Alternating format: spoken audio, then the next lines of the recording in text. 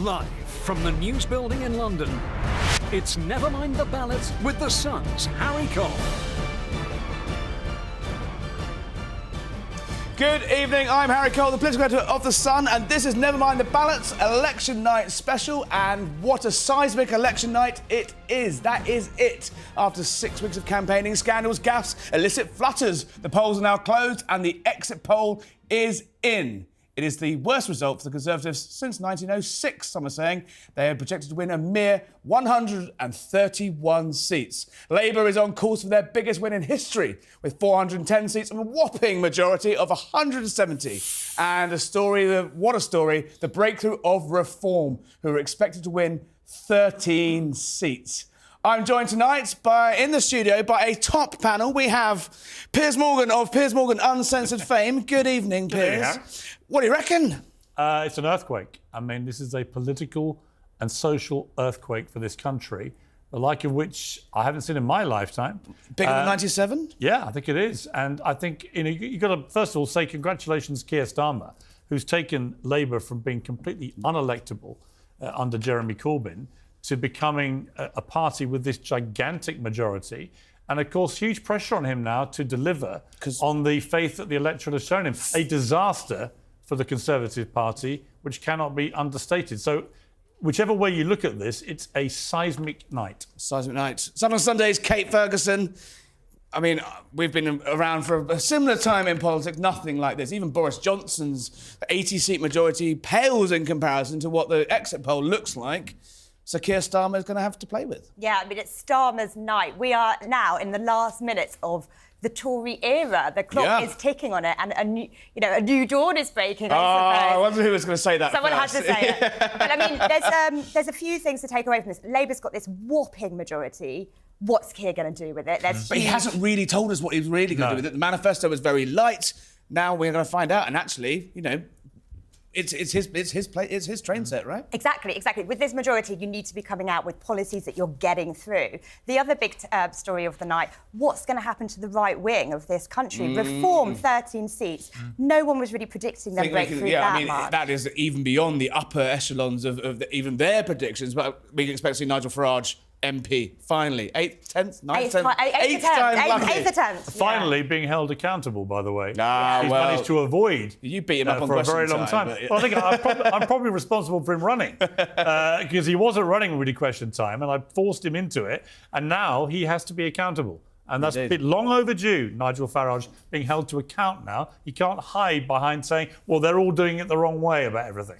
Trevor Kavanagh, you've seen some election results over the years. Well, I don't think you mind me saying, what's your 10th election you've covered, or? Probably more. Probably more. Give us the historical context of this. 1832, some people are saying in my ear. 1907, others people are saying. This is a historical wipeout for the Tories, right? I think this is unprecedented. I think Piers is absolutely right. This is an earthquake. It's the beginning of a revolution, of which we have no full idea yet what lies ahead.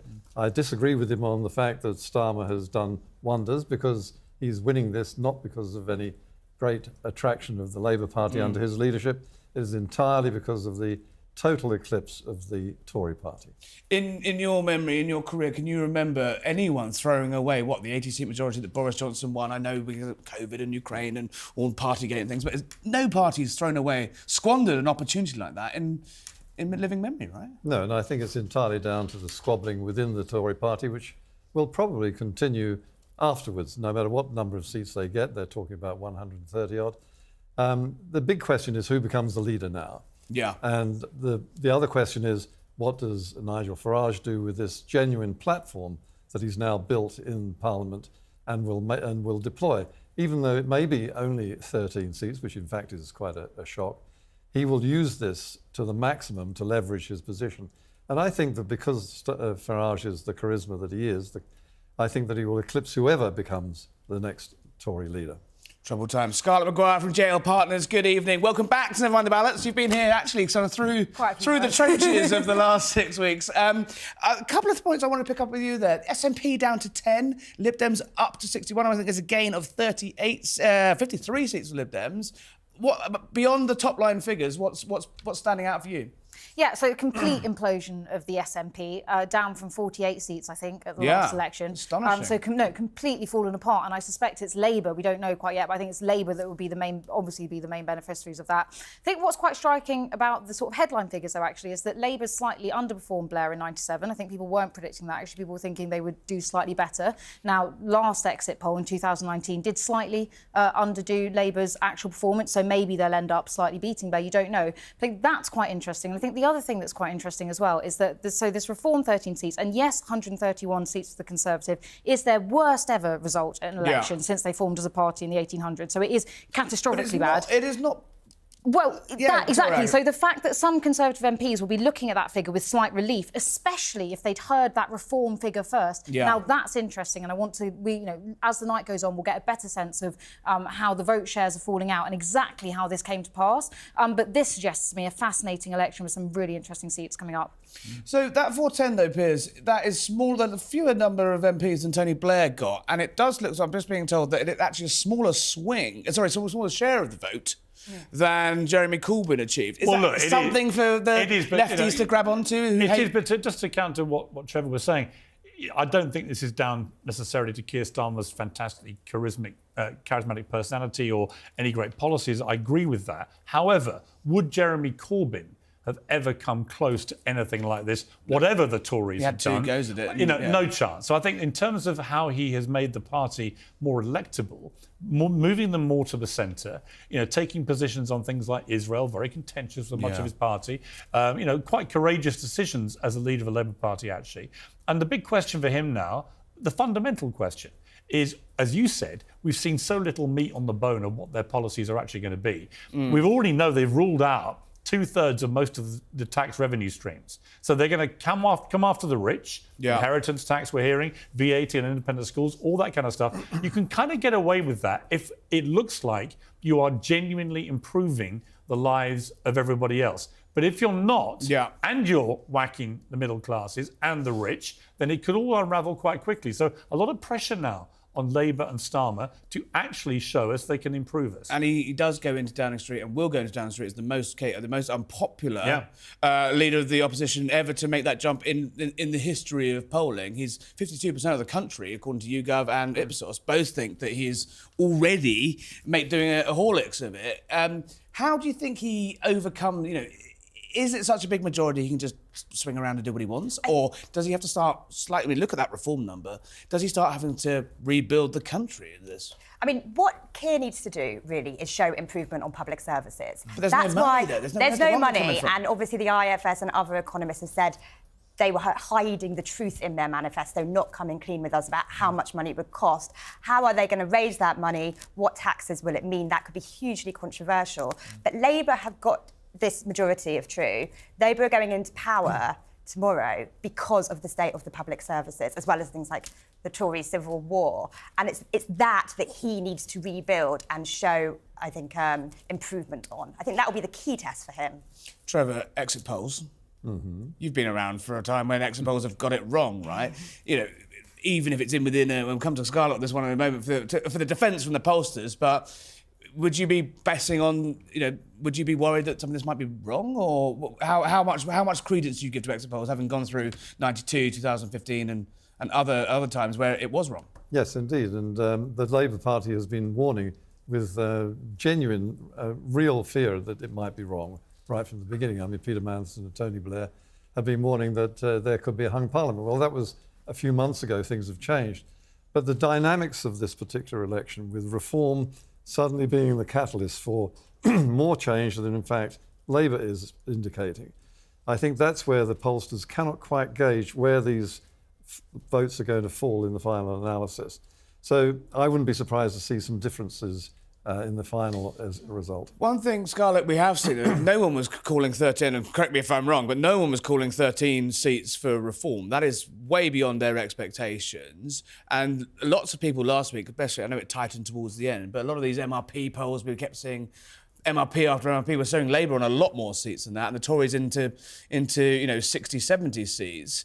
What's the defence of the Pollsters? Obviously, it's an art, not a science, or is it a science or an art? What is it? Like, go on, give us the defence, because people are going to have come up. People are going to be snipping at you by tomorrow, right? Yeah, I think the first thing I'll say is just like the health check about the exit polls. So exit polls have been fantastically accurate in recent history, but I've seen that a lot of the seats in this exit poll are actually too close to call. So scores and scores of seats. So actually, yes, this exit poll might be fantastically accurate. It might be technically accurate, as in a lot of these you could say might be the marginal error, and the seats might still go a completely different way. So let's see how this exit poll actually pans out in terms of the seat shares. Could get worse for the Tories. Yeah, exactly. It could get worse. I mean, a lot of people were predicting it could go under 100. So it may be that you're right, but things. But there's clearly a shy reform vote, which we've talked about before. So I think there might be a shy reform vote, but I think the other thing at play here is that this is sort of taking into account actually what everyone's being saying so far, which is something that we've really picked up in this campaign, but also in the last, say, 18 months, longer than that actually, is this real profound sense of anti-politics. And then the way that's manifesting itself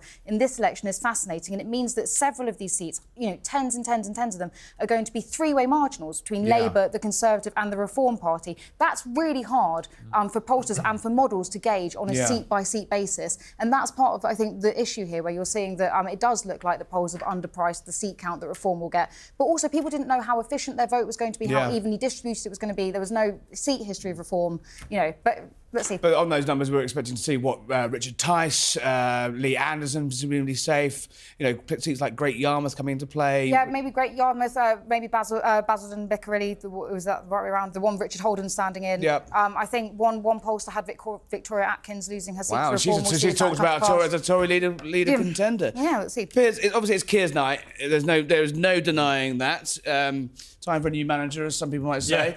Let's just talk briefly about Rishi Sunak. You spent a lot of time with him. Yeah. We've spent time with him. We know him. Not a bad bloke. No, I like bad him. Bloke dealt a bad hand. Has he paid you the £1,000 He has not paid me the debt, and I will be pursuing him for that, because one of us, because I've declared I'm going to give the winnings, or the winnings would be going to the British Red Cross. It was that not a single person. Well, I interviewed him back in February, and it was a year on from the last interview I did with him, and I was giving him a sort of check over all his pledges, and I said, look, on the question of Rwanda, I don't think I'm going to get anybody on these flights that you're talking about, and I'll bet you £1,000 as we were pushing each other. And to my amazement, he reached forward and took my hand, which I wasn't expecting, which in a way, it's been Rishi's problem, right? His problem is not his brain. He's got a very formidable brain. He's a very likeable guy. He's a very, conscientious, hard-working, decent person. There's none of those things that are remotely contestable. However, I think Trevor might agree with this, that his political antennae a little bit tin-eared. They're not great. Yeah. And whether it was accepting the bet from me,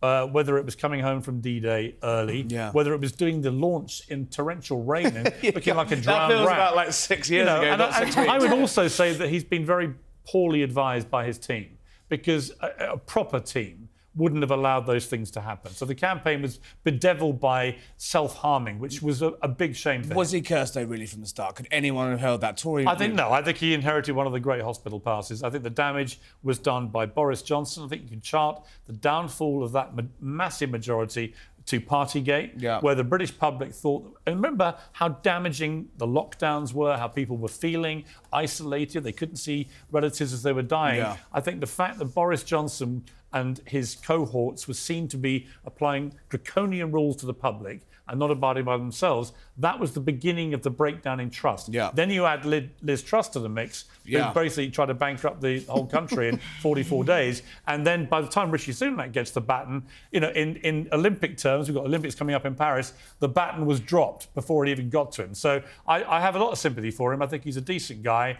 And actually, if those are the results, he's probably done a little bit better than people were fearing. It could have been worse. He can go with his head held reasonably high and say, it wasn't my fault, it was too late. And it's funny that, isn't it? Because if you had the Tories on 131 this morning, quite a lot of Tories would take that number. Yeah. Like, obviously, this is the worst result in a century, maybe longer. Yeah, well, the jury is out on that one. Jury is out. We need to get the nerds upstairs.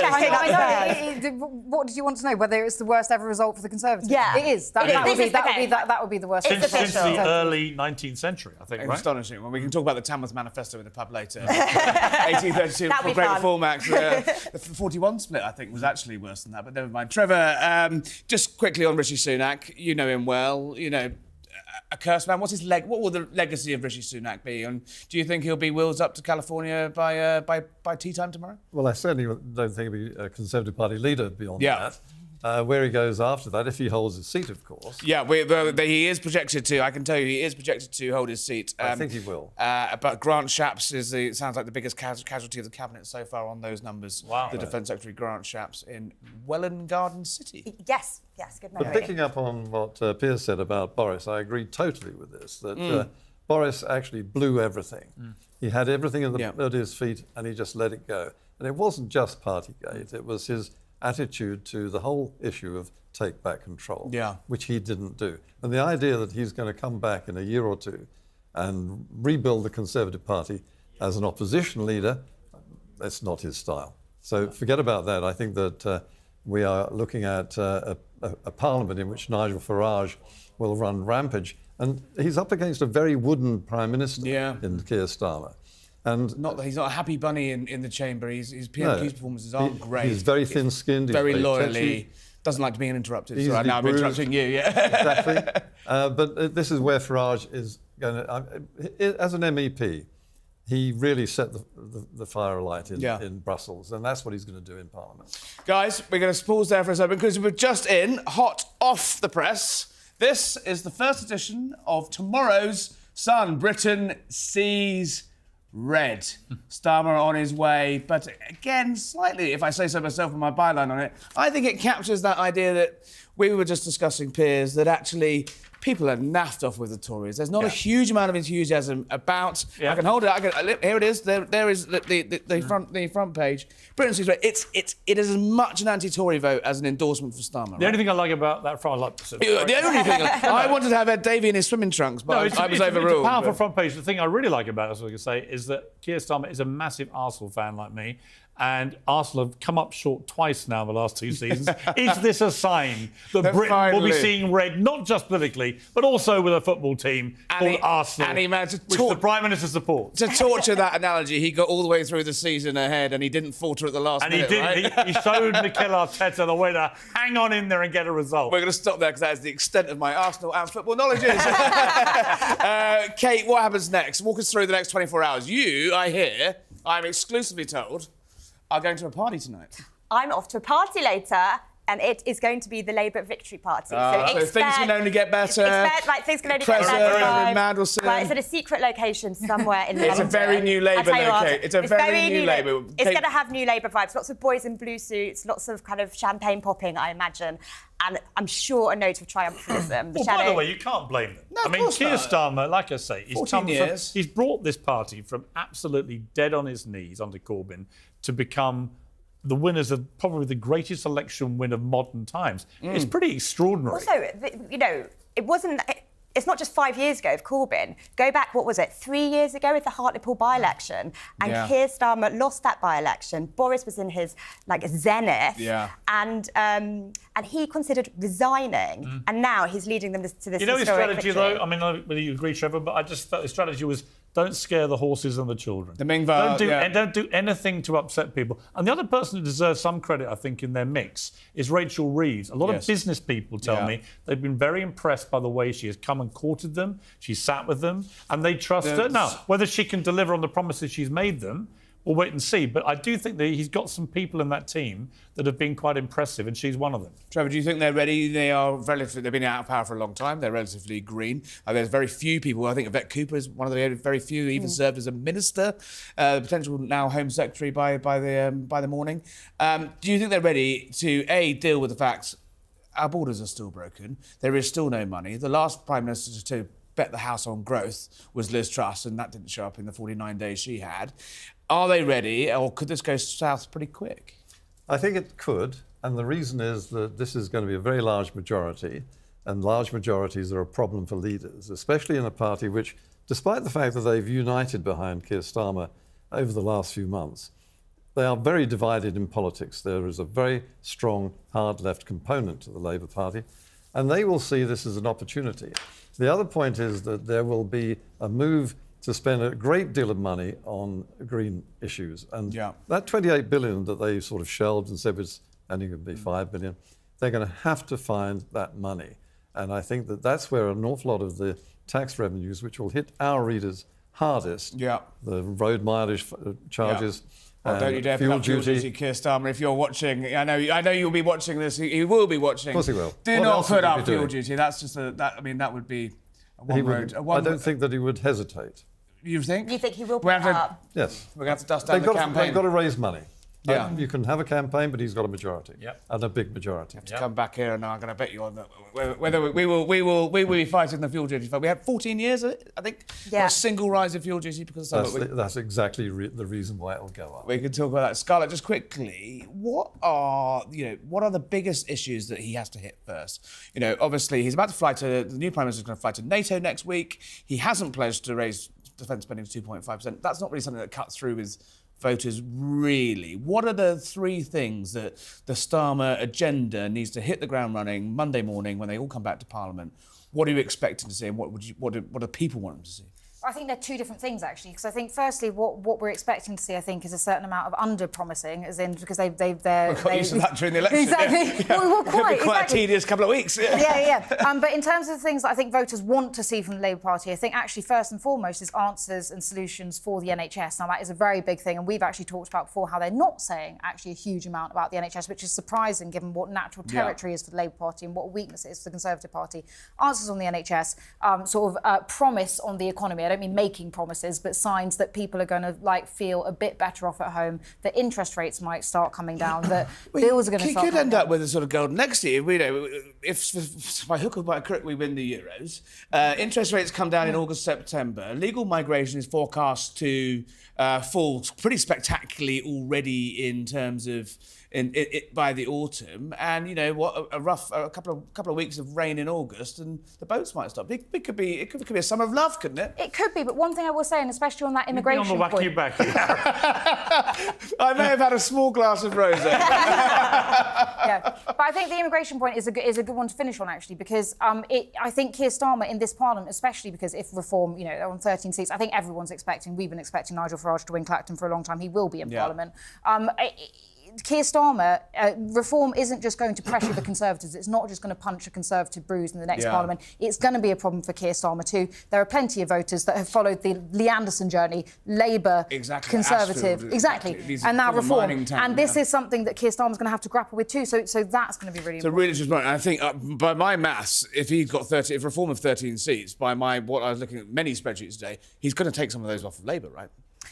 Take them off Labour, well, exactly. And in those, as I said, in those three-way fights, the Conservative Reform Labour, that will be ones from Labour. And we know from when we've done things in the locals, obviously it's hard to read out from the locals, but also from when we've done our model projections, is that they poll very, very well in what you might think of as safe Labour areas, especially in places like the North East. I wonder how many seats they come in second in. Yeah, exactly. Well. Scarlett, we're going to see you again in the morning, I hear. I think so. You're coming back, and in the morning... I'm not leaving, I don't think. You're just going to stay in the building, just numbers. Go away and crunch numbers. We'll see you in a few hours. Trevor Kavanagh.